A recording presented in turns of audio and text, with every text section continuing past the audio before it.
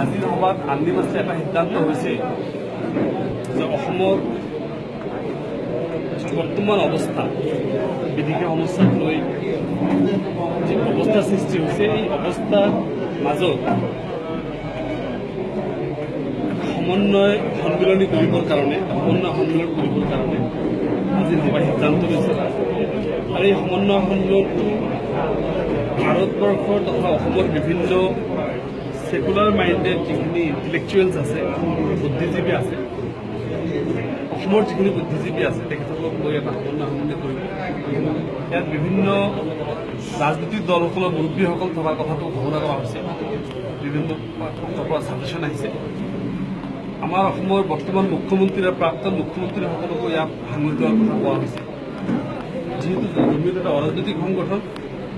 আৰু এই সংগঠনৰ জৰিয়তে গোটেই অসমৰ মানুহখিনিক এটা মেছেজ দিব বিচৰা হৈছে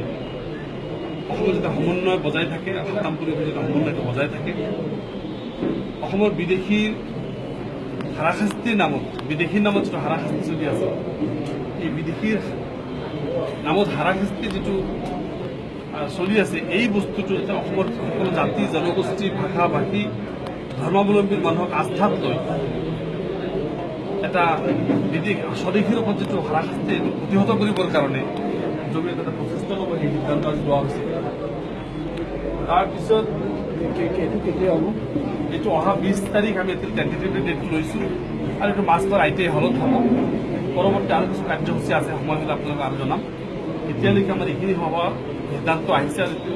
বিভিন্ন যিখিনি পৰামৰ্শ আহিছে আমি এইখিনি সিদ্ধান্ত আহিছোঁ আৰু কিছু পৰামৰ্শ আহিবলগীয়া বাকী আছে এইবিলাক আপোনালোকৰ সময় জনাম আজিৰ সভাৰ মূল উদ্দেশ্য এইখিনিয়ে